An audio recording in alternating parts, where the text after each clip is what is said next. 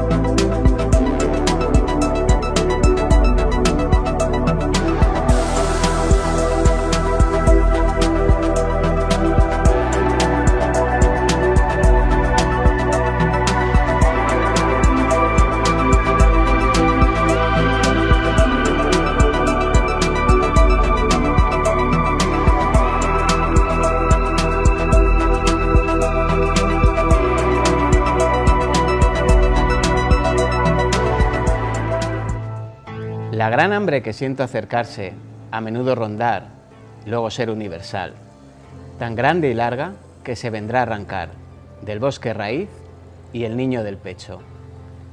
Estas palabras, escritas por Nostradamus en sus legendarias centurias, pueden ser profecías certeras del triunfo y declive de nuestra sociedad de consumo, aunque para ser honestos, ¿en qué época de nuestra historia no ha habido excesos de unos y miserias de otros?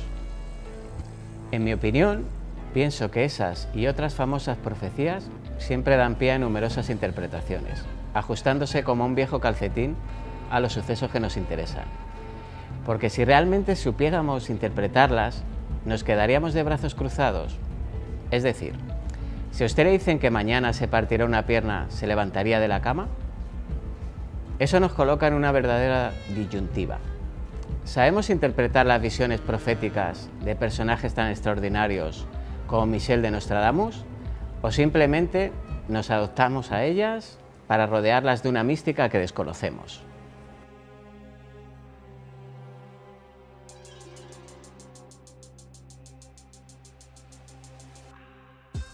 Su verdadero nombre fue Michel de Notre Dame, de ascendencia judía, pero educación y devoción católica, como era corriente en ese año 1503 de nuestro Señor. Aprendió latín, griego y hebreo. Estudió matemáticas y astrología y posteriormente aprendió la cábala, esa ciencia de los números que forman un perfecto universo. Después estudió medicina en Montpellier. Durante esa época se produjo una gran epidemia de peste. La gente se amontonaba muerta en las calles. El pánico se apoderaba de la gente, rumiando que sus pecados estaban siendo castigados por divinos designios. «Dios, perdónanos», gritaban hasta quedarse sin voz, y un lozano Nostradamus, para asombro y júbilo de todos, socorrió a los enfermos con una gran consagración, restableciendo a muchos contagiados, lo que le otorgó un gran prestigio y fama. Se dice que su primera profecía ocurrió cuando en un camino se cruzó con un monje, llamado el hermano Peretti. Nostradamus pronto se arrodilló ante él, surcando el barro con sus rodillas, y le anunció que llegaría a Papa de Roma. La profecía se cumplió y el monje llegó a ser Sixto V en 1585. Empezó a escribir sus centurias en 1548. No obstante, no se empezarían a publicar hasta 1555. Nostradamus decía que sus obras eran libros de profecías que he querido pulir un poco oscuramente. Él mismo reconocía, pues, que había dado deliberadamente un aire oscuro y enigmático a sus pronósticos, hasta convertirlos en abstrusas y perplejas sentencias. Lo justificaba como una manera de impedir que el vulgo pudiera acceder sin dificultades a las verdades celestes que él creía haber recibido por una inspiración especial. de unos años en los que el Santo Oficio afilaba sus garras y la herejía se castigaba de forma severa, Nostradamus, como partícipe de las inquietudes de su época y las venideras, escribía así: empezando desde el tiempo presente, las profecías se extienden muy lejos en el porvenir hasta el advenimiento que tendrá lugar poco después del séptimo milenio. He calculado tanto los acontecimientos del futuro, como los de tiempos pasados, así como en el curso de los tiempos y en todos los países se verá suceder.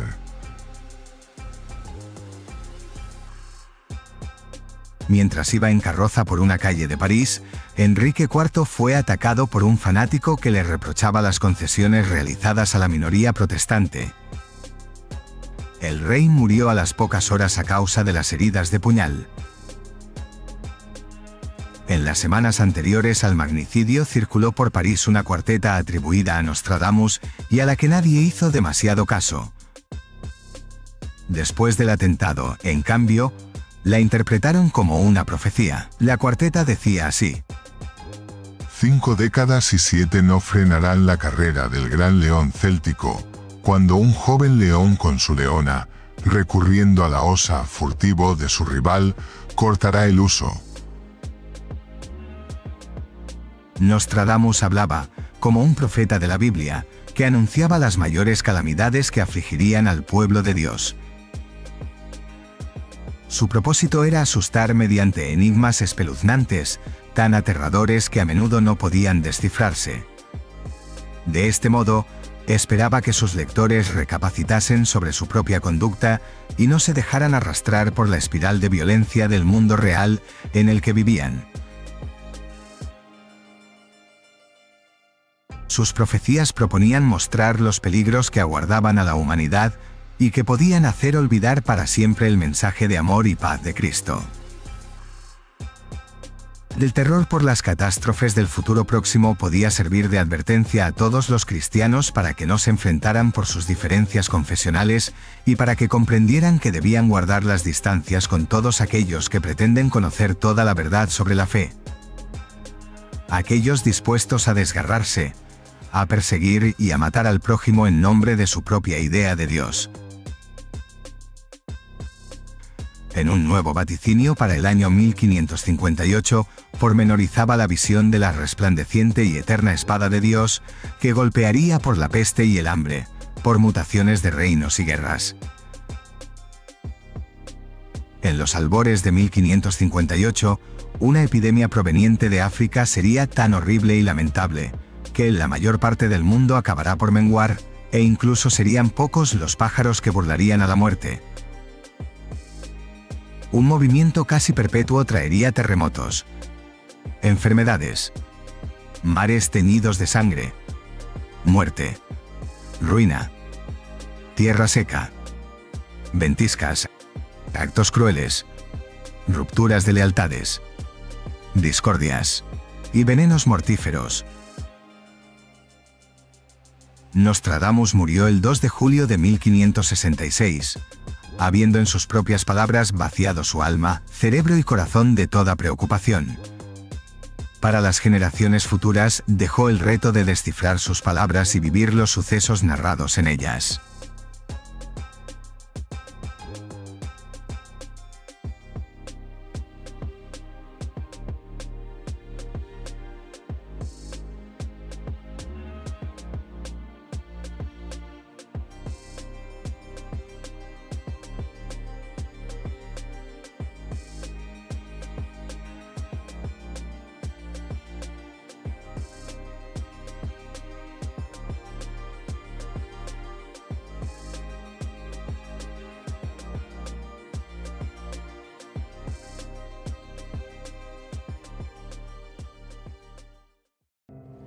Yo me pregunto, ¿qué entendía Nostradamus por acontecimientos del futuro?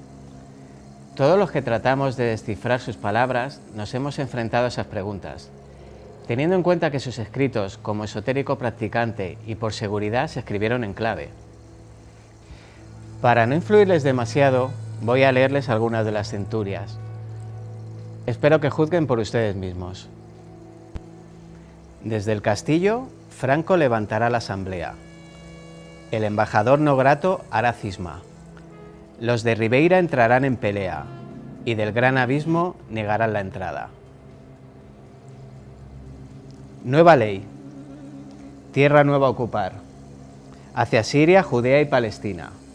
El gran imperio bárbaro alterar, antes de que Febos su signo determine. No será respetado. Todos atacados buscarán el engaño, de paz y tregua. Tierra y mar protestando. En Barcelona asaltadas las industrias. Gris y despacho semiabierta guerra. De noche serán apartados y pillados. Ahora solo queda que ustedes las interpreten.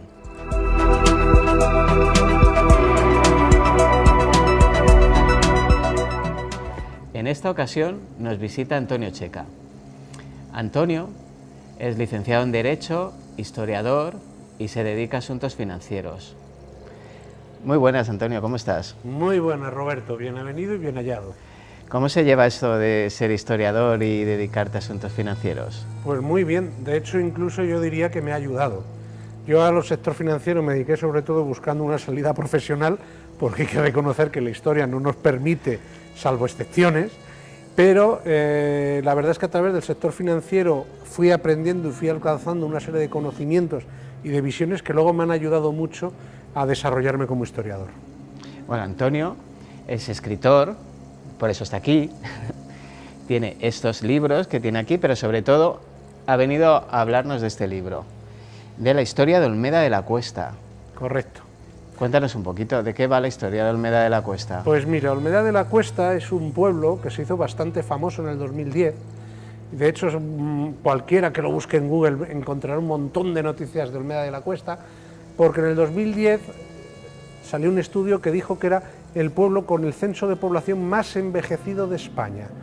Es decir, en Olmeda de la Cuesta estaba ejemplificado todos los problemas que se estaban viendo de envejecimiento de la población, de la España vacía o vaciada, del abandono del medio rural, y esto me llevó a empezar a interesarme por Olmeda de la Cuesta.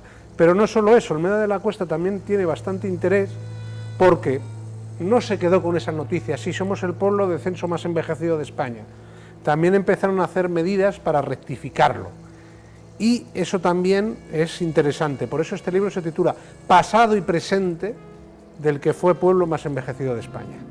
¿Y qué medidas? Porque... Pues, por ejemplo, hubo medidas clásicas, ¿de acuerdo? El ayuntamiento tomó la delantera de ofrecer solares a bajo precio, fomentar que se construyeran casas, que se construyeran segundas residencias y sobre todo también empezaron a hacer cosas que ya no son las habituales. Por ejemplo, pues si tú vas a ese pueblo te vas a encontrar el anuncio de Schweppes, de la Gran Vía, te vas a encontrar el toro de Osborne, te vas a encontrar multitud de anuncios, te vas a quedar a cuadros. Qué divertido. Sé que el espectador que me está oyendo me está diciendo, honestamente, creo que en el programa se toman algo antes de empezar, pero no, porque Olmeda de la Cuesta ha creado un museo de la publicidad al aire libre, de tal forma que tú vas y te encuentras anuncios que todos vamos a reconocer porque forman parte de nuestra memoria sentimental. Claro. No solo españoles, también tenemos anuncios, por ejemplo, de la Ruta 66. Entonces, pues por ejemplo, a veces van al pueblo y te encuentras un montón de moteros que van ahí todos emocionados a hacerse la foto con el anuncio de Ruta 66. También es un pueblo que ha dado cancha a un artista local que se llama Centegares, que ha realizado toda una serie de esculturas en ferrocemento. Y es un pueblo que tú paseas por las calles y a veces te crees que estás en un escenario de las Guerras de las Galaxias, porque es algo espectacular. Y luego aparte pues tienes lo que te puedes esperar en un pueblo castellano, en un pueblo de la España interior. Pero ya te digo que es una comunidad que ha hecho cara a la despoblación y tiene un presente y puede tener un futuro. Hombre, me estás hablando de una población muy proactiva. Totalmente. Muy proactiva. Totalmente.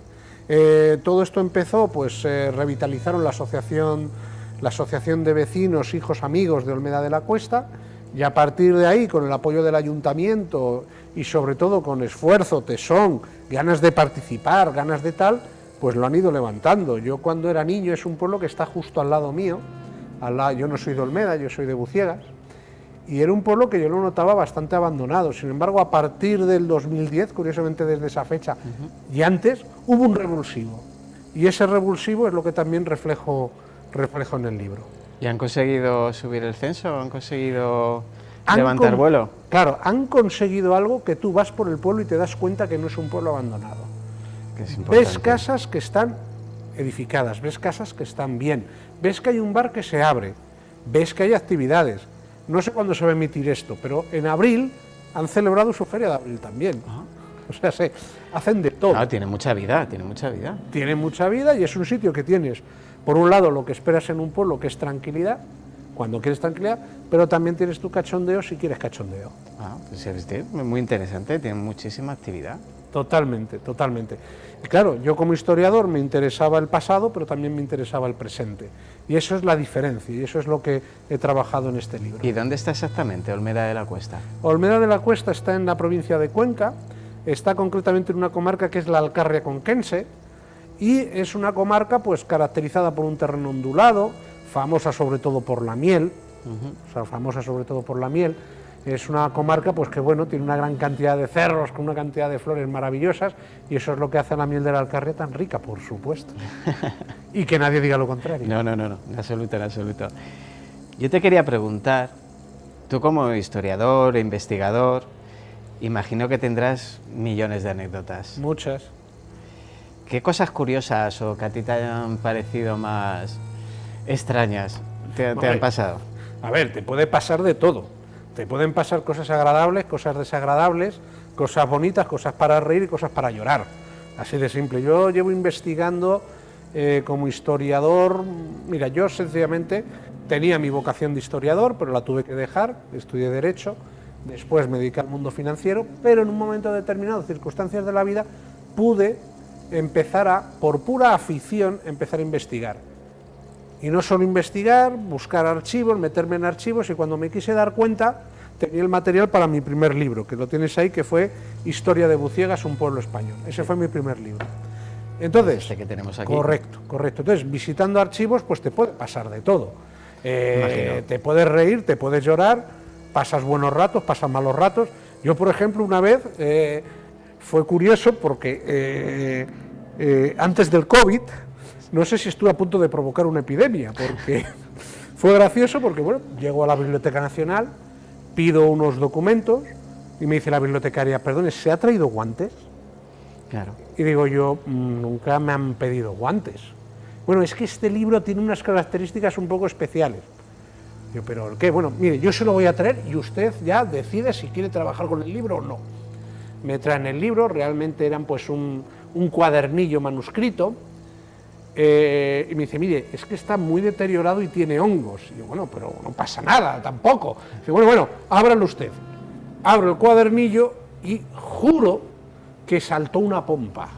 Fíjate. ¿Sabe Dios los virus que tendría aquello? Eso es mascarilla total y guantes, espera a tope. Sabe Dios. Entonces me asusté y dije, pues sí, mire, mejor devuélvalo usted, voy a una farmacia, voy a por guantes, a por mascarilla, claro. Y ya pues tal y cual. Sí, yo creo que es lo mejor, la verdad, yo creo que es lo mejor. Y esa es una anécdota pues para reírte. Hay otras que evidentemente no son tan risibles. Por ejemplo. Pues, por ejemplo, hay temas que te das cuenta.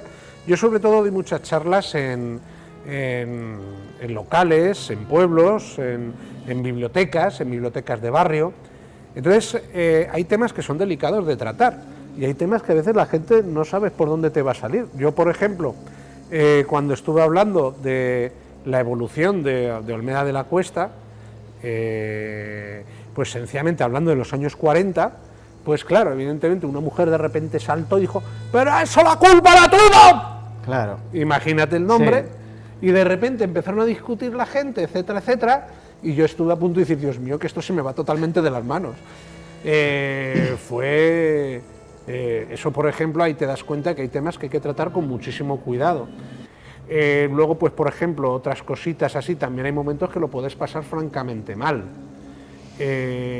Yo, por ejemplo, estuve leyendo una serie de expedientes, un expediente de depuración de un maestro, y ahí me encontré con algo pues realmente duro humanamente. Y es que me encontré con que en el expediente de depuración Estoy leyéndolo, cartas de recomendación, lo normal, lo esperable, y de repente ya empiezan a llegar las denuncias. Y cuando veo una denuncia digo, vaya, esta denuncia, esta letra, no sé por qué es que me suena, aquí hay algo que he visto antes. Retrocedí y me encontré con que uno de los que estaban adscribiéndole una carta de recomendación, por el otro lado le estaba denunciando. Entonces ahí te das cuenta pues de lo que son las miserias del ser humano y las bajezas, pero en fin, como historiador yo tampoco hago juicios de valor, sencillamente lo constato diciendo pues esto ocurrió, esto pasó y esto nos dice el documento. Es que de eso se trata, porque en el programa anterior nos pasó algo similar y al final es la historia hay que mirarla con los ojos de ese momento histórico, no puedes juzgarla con los ojos de hoy. Cierto. Porque uno, no la vas a entender, eso es lo primero. Y dos, es que es imposible juzgar a hombres y mujeres que habían recibido una educación muy particular, que no tienen nada que ver con la nuestra, que vivían en un mundo que no tiene nada que ver con el nuestro, y juzgarlo como si fuéramos capaces de entenderlo. Correcto. Es que es imposible. Claro, es que tú como historiador lo que tienes que hacer es entender el proceso, explicar el proceso, razonar y documentar lo que estás diciendo. Y luego ya si alguien quiere hacer juicios de valor, que los haga. Pero son personas de otro tiempo y de otra época. Exactamente. Lo que hay que entender es entender las razones de por qué hicieron lo que hicieron. Claro. Y explicarlo y documentarlo. Esa es nuestra labor. Sin juzgarlo. Sin juzgarlo. Podemos hacer juicios, pero eso no es relevante para la tarea del historiador. No, eso es para el lector, para el televidente, para el espectador, pero claro, al final nosotros tenemos que ser muy respetuosos, muy respetuosos. Correcto. De hecho, pues mira, ya que dices tal, hay que ser respetuosos con las creencias de antiguamente. Yo, por ejemplo, en Olmeda de la Cuesta estuve leyendo bastantes expedientes de Inquisición, y los expedientes de Inquisición son bastante jugosos de leer. Deben serlo. Lo son. Yo, por ejemplo, en Olmeda de la Cuesta me encontré con una bruja, por ejemplo, que esta la gente le da mucho de tener, que prácticamente tuvo al pueblo dominado desde finales del 17 a principios del 18. No sé si esto se va a emitir en horario infantil. No creo. No, vale, entonces podemos contarlo. Vale, pues esta señora, sencillamente, que encima era la criada del cura, consiguió hacer creer a la gente que ella tenía capacidad de hacer el hechizo de ligazón. El hechizo de ligazón consistía en que privar a un hombre de su potencia viril. Era incapaz de consumar el matrimonio, consumar el acto sexual. ¿Qué ocurre? Pues esta mujer empezó a tener esa fama, hubo matrimonios que no se pudieron consumar hasta que empezaron a darle regalos y a bailarle el agua, por así decirlo. Resultado, pues esa buena mujer acabó haciéndose con el control del pueblo hasta que la Inquisición la denunció. Claro. Hasta que fue denunciada la Inquisición, porque yo llegaba a un momento en que sencillamente tenía al pueblo totalmente atemorizado, pareja que se casaba, pareja que lo primero que hacía era invitarla a la boda y darle algún regalito. No, lógico. Y así hasta que al final, pues el cura del pueblo con bastante miedo incluso, acabó denunciándola porque el cura también creía en su poder. Fíjate. No, tiene que ser jugoso. Lo es. Y luego, pues, por ejemplo, muchas más cosas, ¿no? Expedientes. Tú ten en cuenta que los archivos españoles son riquísimos. Sí. Entonces, a mí, por ejemplo, muchas veces me dicen, pero ¿cómo es posible que de Olmeda de la Cuesta o de Buciegas hayas podido escribir libros de 500, 400 páginas? ¿Cómo es posible si son pueblos que nunca han llegado ni a los 500 ni a los 600 habitantes? Vale, pues la explicación está en que eso que se dice de que los pueblos estaban olvidados de la mano de Dios es falso. No, para nada. Totalmente.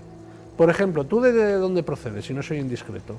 Bueno, es complejo, pero digamos de Algeciras, Cádiz. Algeciras, Cádiz, bien. Pues de cualquier pueblo, te puedes encontrar censos de población, informes. Lo único es saber buscar. ¿Por qué? Porque hay que pensar que hasta bien entrado el siglo XX, la mayoría de la población española vivía en núcleos rurales.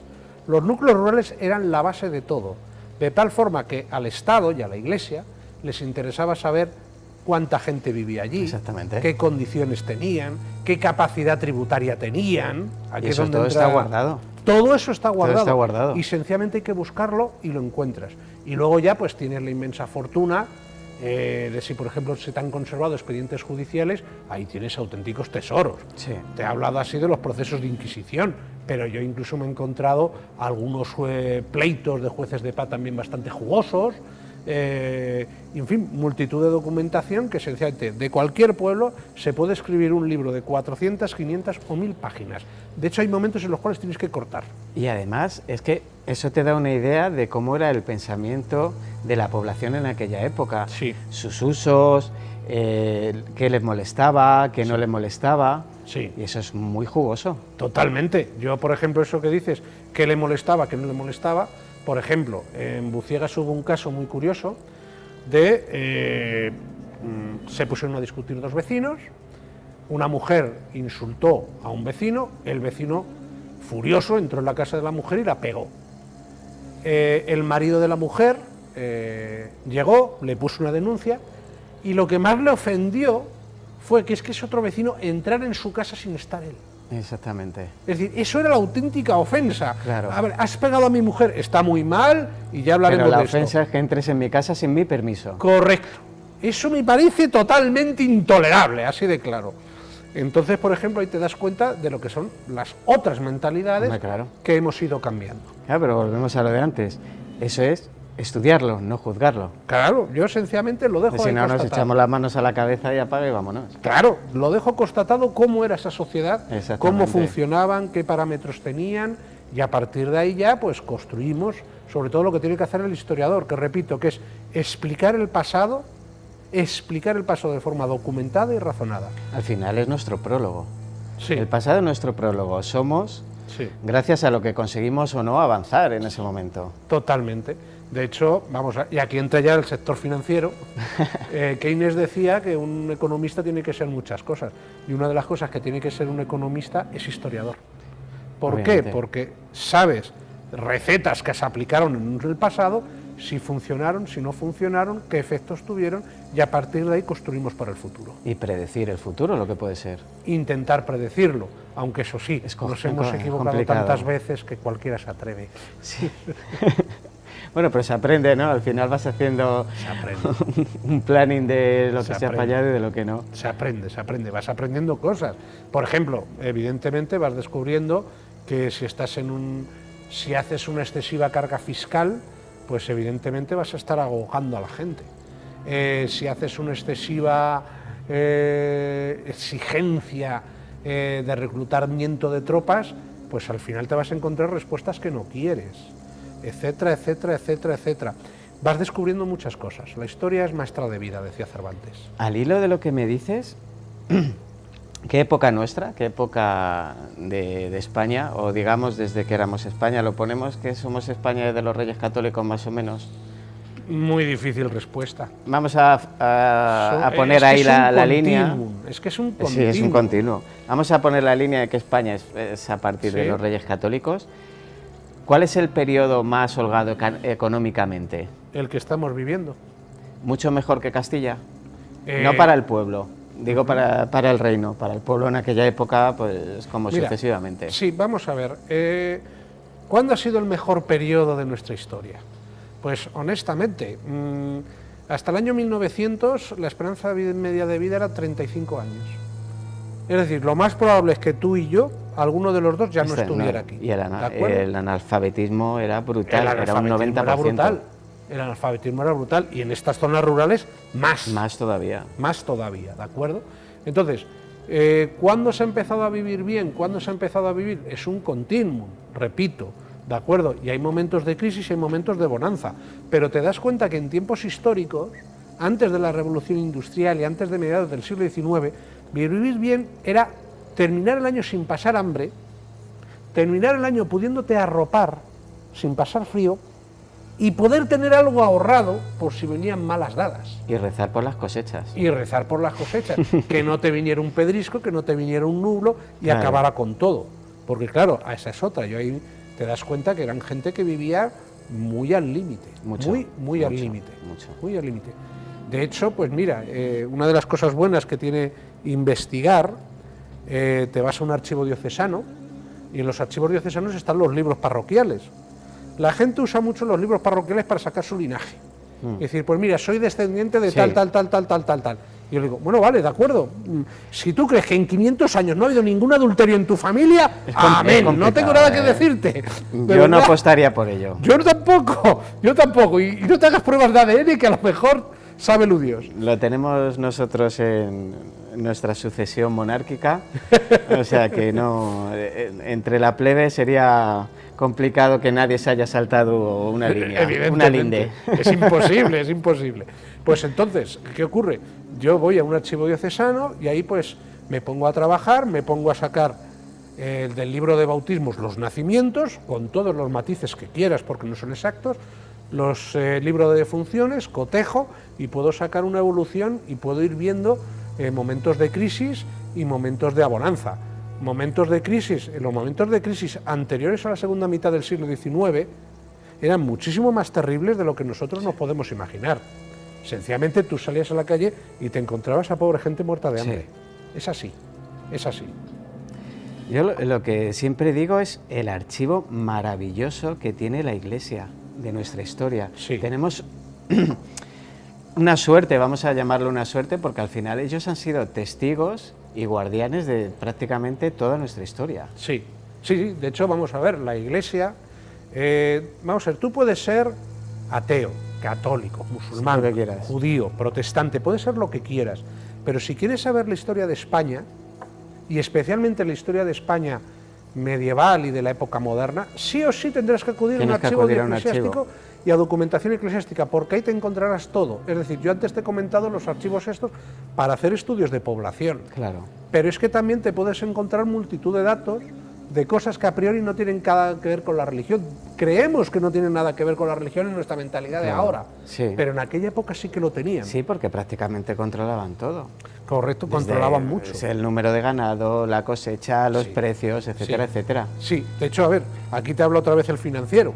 Como puedes ver, los finanzas... no, está muy ligado, Pero la contabilidad, el primer libro que se escribió de contabilidad científica es obra de un fraile, Fray Luca Pacioli, que fue el que escribió un libro con los 7 principios de la contabilidad. Eso te da una idea. Bueno, y si no, los ingentes archivos de las Indias. Todo correcto, los archivos ingentes de las Indias. Entonces, por ejemplo, los archivos eclesiásticos, muchos historiadores han hecho reproducciones de diezmos. ¿Qué es el diezmo? Sencillamente tú tenías la obligación de dar un 10% de tu cosecha a la Iglesia como tributo. Pues sencillamente como la Iglesia lo iba reflejando esto, si tú quieres saber cuál es la evolución económica de un municipio, ahí tienes que hacer un trabajo de chinos y un trabajo de y pim pam, reproducir una escala de diezmos. Y eso te permite saber la bonanza o desbonanza económica. Exactamente. Y luego, por supuesto, la enorme cantidad de pleitos que atendía la curia diocesana, porque atendían una cantidad de pleitos bestial. Increíble. Bueno, para terminar, porque si no podemos estar todo el día de charla, ¿por qué hay que comprar este libro? Pues mira... Aparte para enriquecerte financieramente. Pobre de mí, no. Ahí te puedo decir que si fuese por el Bill Metal me dedicaría a otras cosas, dedicaría a otras cosas mi tiempo, seguro, desde luego. Ya te digo yo. Esto es afición. Pero mira, Tolstoy tenía una frase muy buena. Decía que si quieres ser universal, describe tu aldea. ¿De acuerdo? Pues yo te digo, si quieres conocer la historia de tu país, empieza por conocer la historia de un pueblo, de tu barrio. Entonces, la historia de Olmeda de la Cuesta, como mis otros libros, tiene un esquema que es local y global. Es decir, hablo de Olmeda de la Cuesta, pero en un contexto nacional. De tal forma que hablo de la historia de España y cómo eso va afectando a Olmeda de la Cuesta. De tal forma que si alguien quiere también hacerse un repaso de la historia de España, ahí lo tiene. Ahí lo tiene. Perfecto, pues muchas gracias, Antonio. Un placer. A ti. Se me ha hecho corto. Muy corto. Y os recomiendo muchísimo este libro de Antonio Checa, Historia de Olmeda de la Cuesta. Como habéis visto, es una propuesta súper interesante. Muchas gracias, Antonio. Un placer. A ti, Moriente. Muchas gracias. Un saludo. Quédense atentos. Todavía queda mucho más. Vamos a publicidad y enseguida volvemos.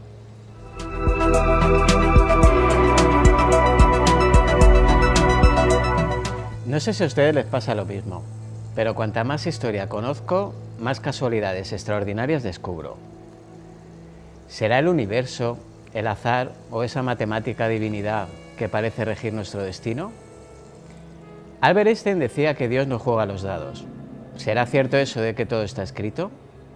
Por ejemplo, las vidas de Abraham Lincoln y John F. Kennedy. Los dos fueron presidentes de los Estados Unidos, el primero en 1860 y el segundo en 1960. Ambos fueron asesinados por la espalda y en presencia de sus esposas. Dos esposas que también perdieron un hijo durante su vida en la Casa Blanca. Pero vamos a ir un poco más allá. Kennedy fue asesinado en un vehículo Ford, Lincoln en el Teatro Ford. Sus sucesores se llamaban Johnson. Uno nació en 1808 y el otro en 1908. Ninguno de sus presuntos asesinos pudo ser juzgado, puesto que ambos fueron asesinados antes de hacer lo posible. Pero para no cansarles con los mismos personajes, de los que aún quedan más similitudes, vamos a comparar a Napoleón con Hitler, teniendo en cuenta una cifra, el número 129. Napoleón tomó el poder en 1804. 129 años después, en 1933, fue Hitler quien lo tomó. Napoleón entró en Viena en 1809, Hitler en 1938. ¿Saben cuántos años habían transcurrido? Eso es, 129 años. Pero, ¿y si les digo que Napoleón entró en Rusia en 1812 y Hitler lo hizo en 1941? Es más, les añado que Napoleón perdió la guerra en 1815 y Hitler en 1945. ¿Saben qué curiosa cifra vuelve a salir? El número 129. ¿Será el que todo está atado y dirigido? ¿O será el azar que caprichoso juega con nuestros destinos? Todos conocemos o hemos leído casos de personas que salvan la vida por un cambio de última hora en sus rutinas. En ustedes queda creer o no en las casualidades.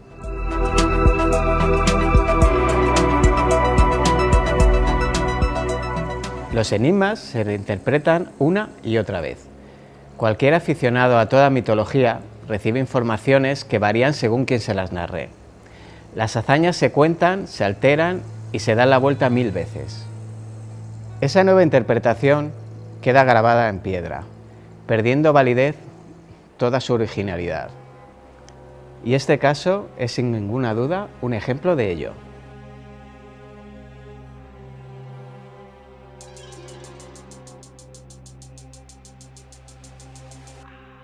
En febrero de 1785, año de Nuestro Señor, Elick Edward, una inmigrante irlandesa, fue desterrada del pueblo de Blair, situado en la zona norte de Maryland, a escasas 2 horas de Washington, D.C., después de que varios niños de la localidad la acusaran cuando, tras haberles invitado a su casa y valiéndose de engaños, les extrajera sangre, supuestamente para utilizarla en extraños rituales de magia negra. Ellie les tumbaba sobre trapos mugrientos y rasgaba sus articulaciones hasta conseguir el fatuo objeto de su deseo. Cuando los pequeños mostraron sus brazos llenos de heridas y relataron los hechos a sus padres, estos se escandalizaron y se reunieron en asamblea, vociferando y maldiciendo indignados a la mujer de acuerdo con las leyes locales, y la expulsaron del pueblo por practicar la brujería. Los aldeanos ataron a la supuesta bruja en un carro y la empujaron a los bosques en pleno y voraz invierno, abandonándola a su suerte. Cada amanecer un miembro del pueblo se acercaba sigiloso a contemplar la figura de la bruja atada en el carro. Le habían tapado con un lienzo viejo para no contemplar sus ojos. Las ramas crujían bajo los pies del asustado vigilante. Las hojas secas parecían gritar de dolor. El viento que soplaba entre los árboles emitía extraños gemidos que juzgaba salidos del infierno. Pero no había huella alguna del diablo. Un olor a azufre parecía emanar del cuerpo inerte, que sin embargo a veces simulaba moverse en la quietud de la mañana. La vigilancia nocturna era aún más aterradora. Entre sueños, contemplaban a la bruja levantarse hacia las copas de los árboles más secos, y desde allí mecerse con una risa atronadora.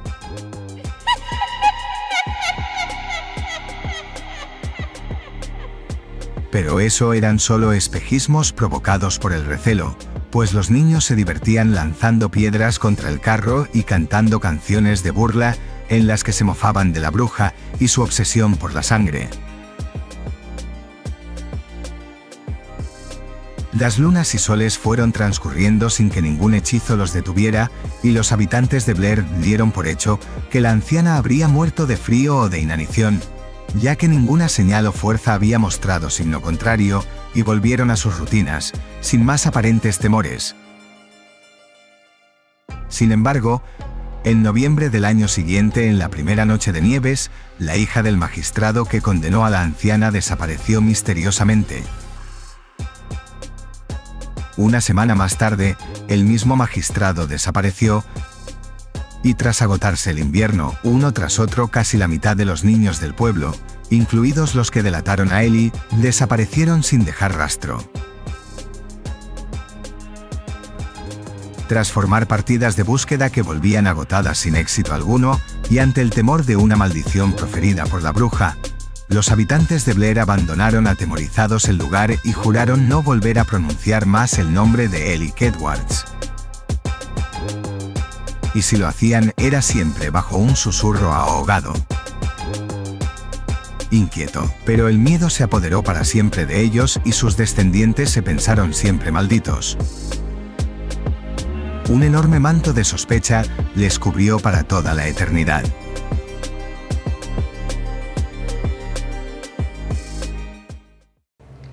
Y hasta aquí llega la leyenda, heredada de padres a hijos. Lo más interesante de esta historia de la bruja de Blair es que sí tiene una base histórica y real. La primera referencia del embrujo de la bruja de Bell, que no de Blair, data de 1886, por el historiador Albert Virgil, en su Historia de Tennessee, en la que explicaba cómo la familia de John Bell, tras instalarse en una nueva granja, comenzaron a experimentar fenómenos extraños. La leche se derramaba, desaparecía azúcar de los tarros, y algo invisible abofeteaba a los hijos y niños pequeños mientras una voz se carcajeaba del temor y la angustia de la familia. Los ataques fueron tan famosos que gente de otros estados viajaban kilómetros para presenciar alguna muestra de tal fenómeno. Todos esos ataques se achacaban a una entidad espiritual que tenía voz y atributos de mujer. Se la llamó la bruja de Bell, y algunos sostenían haberla tocado e incluso hablado con ella. En la Guía Básica de Tennessee de 1933 se daban más detalles de sus ataques a la familia, como que le lanzaban platos a los Bell y la tenían tomada sobre todo con su hija Betsy. El tormento también se aplicaba de noche, pues al parecer la bruja chillaba sin cesar, evitando que la familia pudiera dormir. Tan conocida fue la historia que incluso el futuro presidente de Estados Unidos, Andrew Jackson, quiso acercarse con sus hombres a la granja de los Bell para investigar si lo que decían que pasaba tenía base real o era una farsa. Al parecer, nada más entrar en el pueblo se desapareció, bloqueando la caravana en la que se movían. Esa misma noche, la bruja se encontró con Jackson, que decidió poner pies en polvorosa de la zona. Actualmente se cree que la bruja habita en una cueva de los terrenos circundantes, y los descendientes de los Bell afirman que siguen notando su presencia. Pero el mito no se detiene aquí. Esta historia está llena de recovecos malditos. En noviembre de 1809 se publicó un libro titulado El culto de la bruja de Blair, que narraba la historia de una aldea maldecida por una bruja. En el final de esta obra, por cierto, los habitantes del pueblo daban caza a la bruja y la terminaban quemando por todos sus crímenes. En enero de 1824 se fundaría en el poblado de Burkittsville, en el antiguo asentamiento donde antes estaba el antiguo pueblo de Blair. Si bien ninguno de los fundadores de la nueva localidad parecía conocer la historia original de la maldición del pueblo. Al año siguiente, varios vecinos aseguraron que habían visto asomándose del Tapies, el río que cruza la localidad, una mano de una mujer extremadamente pálida. El resto de los pobladores, cuando acudieron al torrente a investigar la denuncia, debieron lamentar en el lugar la desaparición de Eileen Trickle, una niña de 10 años que se sumergió en el río y jamás volvió a salir de él. Casualmente, después de este incidente, los habitantes del lugar aseguraron que el río había perdido su pureza y potabilidad. En 1866, la que desapareció en Burkittsville fue una niña de 8 años de edad, por lo que se enviaron varias partidas de rescate en su búsqueda. Si bien la menor terminó regresando por sus propios medios a su casa, pero una de las partidas de rescate no volvió a aparecer. Semanas más tarde, los cuerpos de los rescatistas fueron encontrados en Coffin Rock, en el temido bosque de Black Hills. Los cuerpos no solo estaban colocados en forma de pentágono y atados entre sí de pies y manos, sino que estaban también completamente destripados. La maldición de la bruja de Blair en el siglo XX. Pues entre 1940 y 1941, la localidad de Burkittsville volvería a ser escenario de otros hechos luctuosos. 7 niños desaparecieron en las inmediaciones del pueblo, lo que gatilló una exhaustiva búsqueda de las autoridades para dar con el paradero de los menores. Rustin Parr, un ermitaño que vivía en una ruinosa cabaña en las afueras del pueblo, fue el primer sospechoso detenido por la policía. Había sido arrestado en el mercado de la ciudad, mientras gritaba una y otra vez: «Por fin he terminado». La policía, tras examinar su casa, descubrió los cadáveres de los 7 niños desaparecidos enterradas en 7 pequeñas tumbas situados detrás de la vivienda. Al exhumar los cadáveres, los agentes descubrieron que varios de los cuerpos de los niños estaban destripados y habían formado parte, al parecer, de un ritual diabólico. Parr fue acusado de inmediato de los crímenes de los menores y condenado a la horca y ejecutado. Antes de morir, se justificó a sí mismo asegurando que una voz en su mente, la de una malévola anciana, le había ordenado matar a los niños.